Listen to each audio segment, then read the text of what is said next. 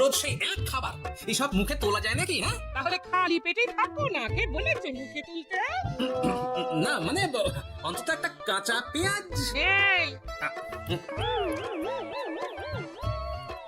মাঝে মাঝে তো বেশ ওই মশলা দিয়ে কষিয়ে মাছ মাংস রাঁধতে পারো গিন্নি। বাজারে মাছ মাংসের দাম জানো? কথায় শুয়ে মাছ মাংস খাওয়ার স্বপ্ন দেখতে লজ্জা করে না তুমি? আসলে কি জানো তো গিন্নি, আমার লজ্জাটা আর তোমার রান্নাঘরে রাখা মশলার বাক্সের মতো, শুরু আছে কিন্তু কোনো কাজে লাগে না। এই খবরদার, আমার রান্না তুলে একদম খোঁটা দেবে না, এই বলে দিলাম। হ্যাঁ, আমি চললাম মাছ আনতে, তুমি আদা রসুন বেটে পেঁয়াজ কুচিয়ে রাখো, বুঝলে? বলি পয়সা কোথায়? লাগবে না, মাছ খেতে হলে পয়সা নয় গিন্নি, বুদ্ধি লাগে, বুদ্ধি, বুঝলে? বুদ্ধির বদলে মাছ কোন দোকানদার দেয় গো?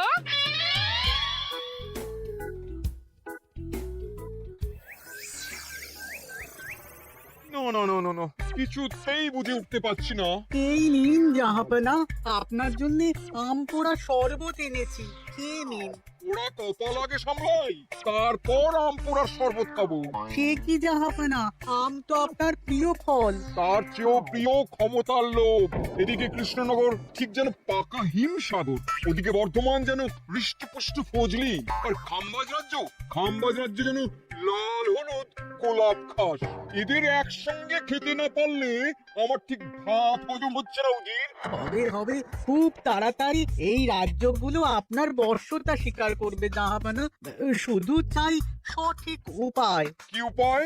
এদের সঙ্গে যুদ্ধে লড়ে আপনি সহজেই রাজ্যগুলো জিতে নিতে পারেন জাহাপনা, কিন্তু তাতে রাজ্যবাসীর ভালোবাসা পাবেন না। রাজ্যবাসীর ভালোবাসা পেতে হলে প্রমাণ করতে হবে তাদের রাজারা অপদার্থ। কি বলছো উজির? আমার তো কিছুই মাথায় ঢুকছে না। আপনি হলেন বাংলার নবাব, আর কথায় আছে না, মাছি ভাতে বাঙালি। বাঙালিকে না বুঝলে বাংলা জিতবেন কিভাবে? আসুন জাহাপানা, আসুন, আমি আপনাকে বাতলে দিই বাংলা জেতার উপায়। সাব্বাস উজির, তোমার বুদ্ধিটা ঠিক সকালে নামের মতো, হ্যাঁ, মিষ্টি।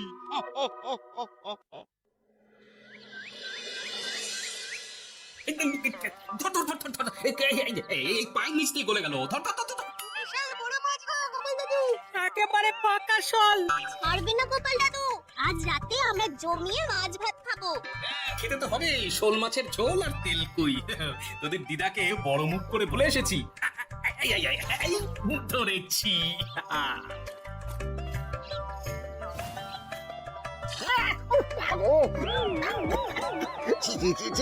কি দুর্গন্ধ! গোপালকে ছাড়বেন না মহারাজ, ও ইচ্ছে করে আমার মুখে কাদা ছুঁড়েছে। ঠাকুর বলেছেন মানুষ নিজের কর্মফল একদিন না একদিন ঠিক পাবে। মন্ত্রী মশাই যে এত তাড়াতাড়ি পেয়ে যাবেন ভাবতেই পারিনি। দেখেছেন মহারাজ, দেখেছেন? দোষ করে এখন আবার ধর্মের বাণী দিচ্ছে। তুমি রাজসভা কামাই করে এসব কি করছো গোপাল? যা সামান্য বেতন পাই সব পেঁয়াজ রসুন কিনতে ফুরিয়ে যায় মহারাজ, তাই মাছটা নিজেই ধরে খাচ্ছি। হ্যাঁ, মহারাজ আপনার পায়ে পড়ি। আর আমার পাছুতে হবে না গোপাল। কেন মহারাজ? আমি তো মন থেকে আপনাকে সম্মান করি, বলুন। আচ্ছা জ্বালাতন। মুর্শিদাবাদের নবাব বাহাদুর আপনাকে একটি বিশেষ পত্র পাঠিয়েছেন, অনুগ্রহ করে গ্রহণ করুন।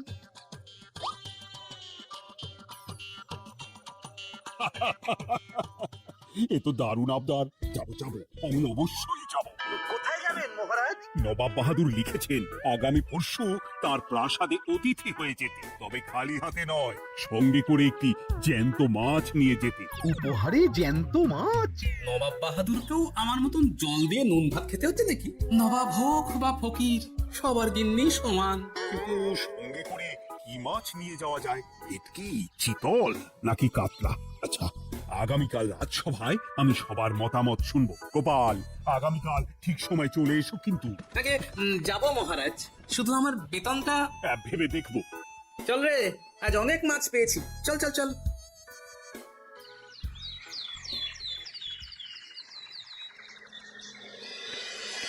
কি মহারাজ, আপনাকে এত চিন্তিত দেখাচ্ছে কেন? নবাব বাহাদুরের জন্য কি মাছ উপহার স্বরূপ নিয়ে যাওয়া যায় সেই চিন্তায় গতকাল রাতে আমার ভালো ঘুম হয়নি মন্ত্রী। আমিও গতকাল রাতে দু চোখের পাতা এক করিনি মহারাজ, অনেক ভেবে সকালের দিকে আমার মাথায় একটা বুদ্ধি এলো। কি বুদ্ধি? নবাবকে উপহার স্বরূপ ইলিশ দিলে কেমন হয়? বোঝো কাণ্ড, এই বুদ্ধির জন্য রাত জাগতে হলো। হ্যাঁ, ইলিশ তো জল থেকে তুললেই অক্কা পায়, জ্যান্ত থাকবে কিভাবে? ঠিক ঠিক, মন্ত্রীর মাথায় গোবর আছে না বুঝি। আমার মতে উপহার স্বরূপ ছোট মাছ নিয়ে যাওয়াই ভালো।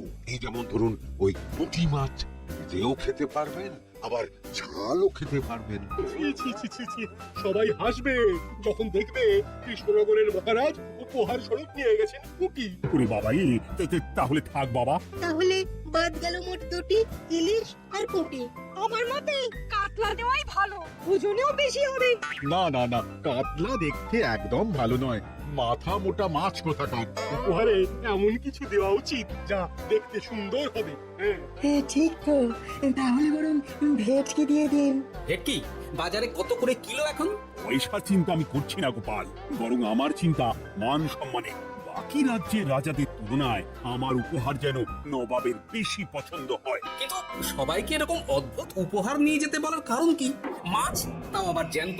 আচ্ছা মহারাজ, এর পিছনে নবাব বাহাদুরের কোনো চাল নেই তো? গোপাল, তুমি মিছি মিছি সন্দেহ করছো। কথা না ঘুরিয়ে বরং একটা ভালো মাছের নাম বলো দেখি। ভালো মাছ? জ্যান্ত কই মাছ নিয়ে যান মহারাজ, গতকাল অনেকগুলো ধরেছি। কি এত ভালো ভালো মাছ থাকতে আমি শেষে কই মাছ নিয়ে যাব? তুমি সমাধান না দিয়ে উল্টে মজা করছো গোপাল। দূর হয়ে যাও, দূর হয়ে যাও আমার চোখের সামনে থেকে। আগে ভাড়ামো করার জন্যই তো মাস গেলে বেতন পাই মহারাজ। মানে কি বলতে চাইছো গোপাল? নবাব বাহাদুর কি চান সেটা আমরা সবাই জানি, তাই বলছি মাছের গর্তে হাত ঢোকানোর আগে পরীক্ষা করে নেওয়া উচিত ভেতরে সাপ আছে কিনা।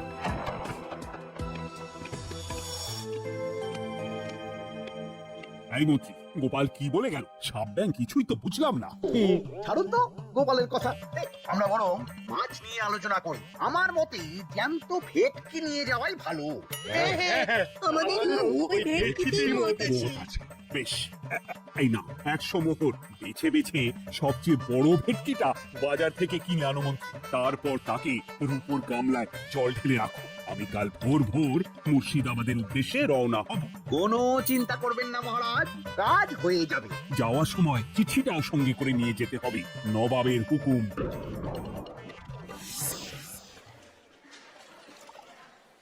এই দেখুন কেমন খেলা করছে। বাহ বাহ বাহ। ওজনে কত হবে? 4 কিলো তো হবে। কিলো 2 পয়সা হিসেবে 8 পয়সা দেবেন। আমি শুধু ওজন জানতে চেয়েছি, দাম শুনে আমার কি হবে? এই, এটাকে গাড়িতে তোল। আর মাছের দামটা? মুর্শিদাবাদের নবাবকে আমাদের মহারাজ এই ভেটকিটা উপহার স্বরূপ দেবে। তোর ভাগ্য ভালো যে মাছটা তুই ধরে এনেছিস। আবার টাকা কিসের রে? আয় রে আয় আয় আয় আয়, আমার কত ক্ষতি হয়ে গেল।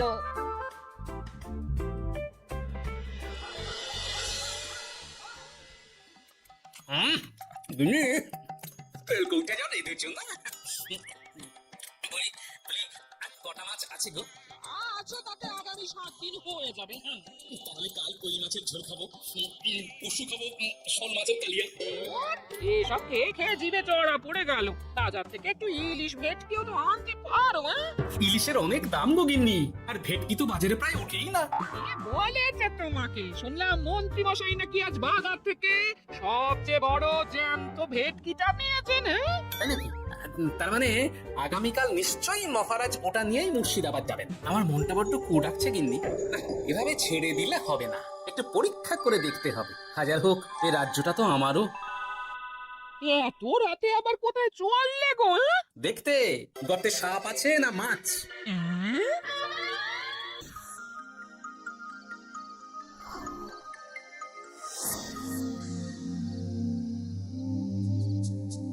কি গোপাল, এত রাতে? সব ঠিকঠাক বুঝেছো তো? তুমি কোনো চিন্তা করো না গো গোপাল দাদা। তাহলে কাল উত্তরের জঙ্গলে।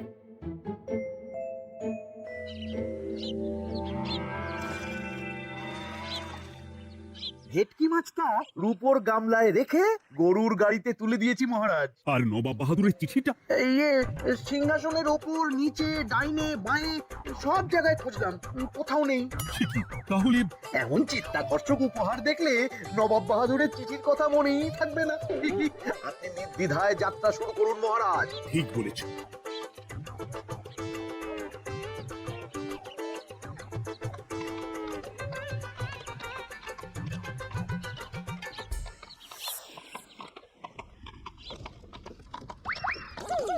ওই তো মহারাজের রথ এসে গেছে। এই যা যা বলেছি মনে আছে তো? আছে গো আছে, ভেটকি মাছের পাতুরি আর ঝোল দুটোই রাখবো। হ্যাঁ, আমার ফিরতে কদিন দেরি হতে পারে, বেশি দেরি হলে তোমরা খেয়ে নিও বা লুকিয়ে পড়ো।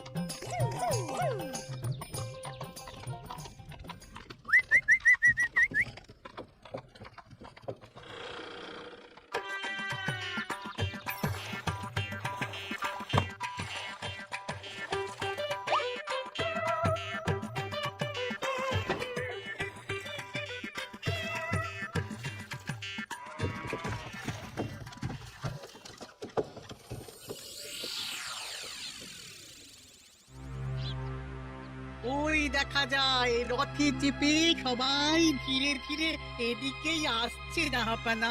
আসতে দাও, এবারই খেলা জমবে। এসো এসো, তোমাদের সবাইকে মুর্শিদাবাদে স্বাগত জানাই। আমার উপহারের কথা মনে আছে তো? আছে জাহাপানা আছে, শুধুমাত্র আপনার জন্য আমি নিয়ে এসেছি একটা জ্যান্ত কাতলা। এই নিয়ে এসো। আমার উপহারও কিছু কম নয় জাহাপনা। এসো। আর তোমরা? আর কৃষ্ণচন্দ্র, তুমি কি এনেছো? এদের সবার চেয়ে ভালো উপহার এনেছি, যা দেখলে আপনার মন একেবারে আনন্দে নেচে উঠবে। ইচ্ছে করবে এক্ষুনি হয় পাতুরি না হয় ঝোল করে খেয়ে নি। তাই নাকি? হ্যাঁ, খাস নবাব বাহাদুরের জন্য আমার বিশেষ তোফা। কই নিয়ে এসো। এই তো কই নিয়ে এসেছি মহারাজ। গোপাল, তুমি ভেটকি কোথায়? এতক্ষণে গিন্নি রান্না বসিয়ে দিয়েছে।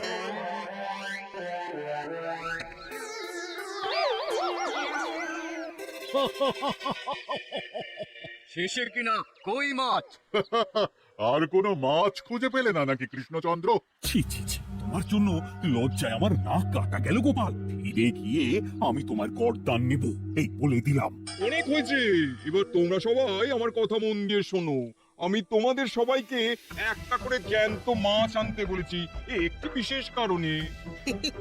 তার আগে সবাইকে আমি জিজ্ঞাসা করতে চাই, আপনারা সবাই নবাব বাহাদুরের পাঠানো চিঠিটা মন দিয়ে পড়েছিলেন তো? হ্যাঁ পড়েছি।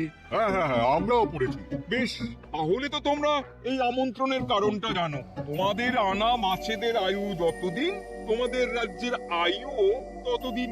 মানে আপনাদের মধ্যে যার মাছ যেদিন মারা যাবে, জাহাপানা আর রাজ্যটা সেদিন নিয়ে নেবে।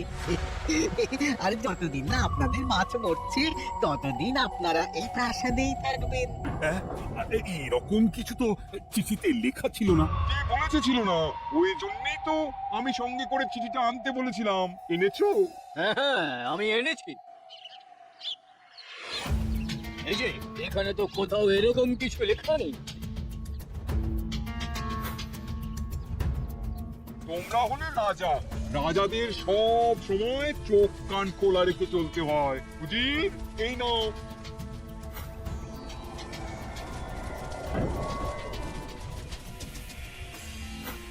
সত্যি তো, চিঠিতে তো এটাই লেখা আছে। আমাদের সঙ্গে প্রতারণা করা হয়েছে। হ্যাঁ হ্যাঁ, আমরা কেউ বুঝিনি চিঠিতে কার চুপি করা আছে। চুপ! বেশি গলা তুলে কথা বললে গলাটা শরীরের ওপরে নাও থাকতে পারে। আজ এই মুহূর্ত থেকে এই খেলাটা শুরু হলো। তোমাদের রাজ্যের আয়ু এখন তোমাদের আনা মাছেদের কাছে।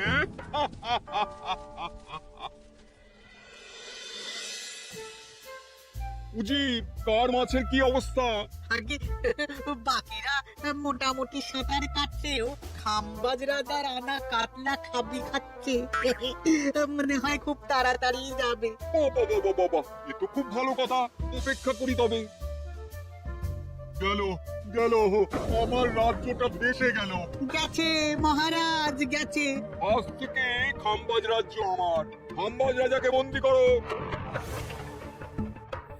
পাবদার রুইও ভেসে উঠেছে জাহাপানা। তোমাদের রাজ্য দুটো আমি খেলাম। বাকি রইল শুধু বর্ধমান রাজা চিতল আর কৃষ্ণচন্দ্রের কই। আমারটাও গেল। আগে জানলে আমিও কৃষ্ণচন্দ্রের মতন জিওল মাছ আনতাম। কৃষ্ণচন্দ্র, নিজেকে এত চালাক ভেবো না। একটু দেরি হলেও একদিন না একদিন তোমার কইও ভেসে উঠবে। ততদিন তুমি আর গোপাল আমার প্রাসাদেই থাকবে, কেমন? এই তো উত্তম প্রস্তাব নবাব বাহাদুর। আপনার প্রাসাদের বিরিয়ানির কোনো তুলনাই নেই। অনেকদিন নুন ভাত খেয়ে আছি, আজ একটু বিরিয়ানি হবে নাকি? পেয়ে যাবে গোপাল। নবাবের প্রাসাদে অতিথিদের যত্নের কোনো ত্রুটি হবে না।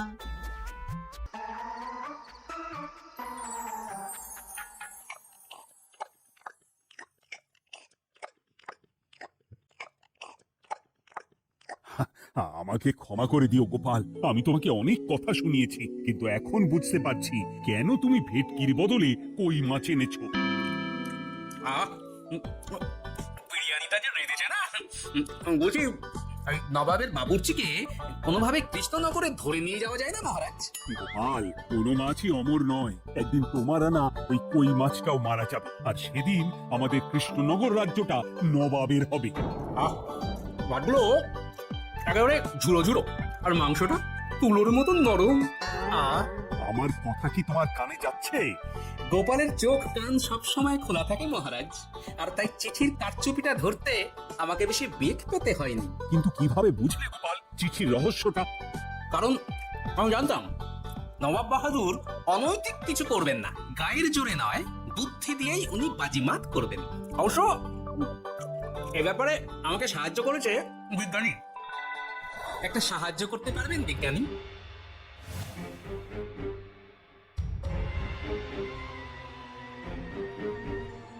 তোমার সন্দেহ একদম ঠিক গোপাল। এই চিঠিতে লেবুর রস দিয়ে লেখা হয়েছে কয়েকটি লাইন, যা শুধু আগুনের তাপে ফুটে উঠবে। এই না, সর্বনাশ! গর্তে মাছ নয়, বিষধর সাপ আছে। এবার কি হবে গোপাল? আগামী 7 দিন পেট ভরে বিরিয়ানি খাবো মহারাজ, ততদিনে ওরা এসে যাবে। কারা আসবে? দেখুন না শুধু।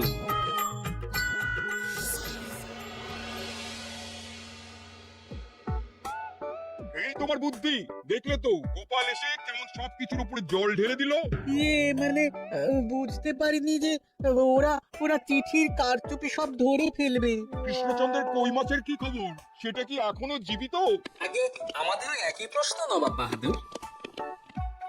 এভাবে আর কদিন চলবে জানা নেই। কবে যে সব থেকে মুক্তি পাবো। দাঁড়ান জাহাপানা, আমি ছুটে গিয়ে দেখে আসছি মাছটা জীবিত আছে কিনা। তুমি বুনোল হলে আমিও বাঘা তেঁতুল।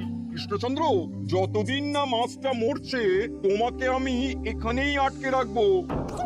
সর্বনাশ হয়ে গেছে জাহাপানা, দেখবেন আসুন, দেখবেন আসুন। কি হয়েছেটা কি? চলুন না, নিজের চোখেই দেখবেন। সে কি, কই মাছ বাচ্চা দিয়েছে? এটার অপেক্ষাতেই তো ছিলাম। ওরা এসে গেছে মহারাজ, এবার আপনার রাজ্য সুরক্ষিত। মানে নবাব বাহাদুরের কথা অনুযায়ী মাছ মারা গেলে রাজ্য ছাড়তে হবে। এমনিতেই কই মাছের জান শক্ত, এরাও বড় হবে, বাচ্চা দেবে। এইভাবে কই মাছের গুষ্টি মরে শেষ হতে হতে নবাব বাহাদুর আর বেঁচে থাকবেন না। হ্যাঁ নয়, হ্যাঁ। বেছে বেছে ঠিক মা কই মাছটাকে নিয়ে এলি। এবার রাজ্যে ফিরি। কি লাভ? সেই তো নুন ভাত খেয়েই থাকতে হবে। না, আমি তোমার বেতন 10 গুণ বাড়িয়ে দেব, আর যাওয়ার সময় নবাবের বাবুর্চিকেও ধরে নিয়ে যাব। আজ থেকে তুমি শুধু বিরিয়ানি খাবে। জয় জয় মহারাজের জয়, জয় কই মাছের জয়।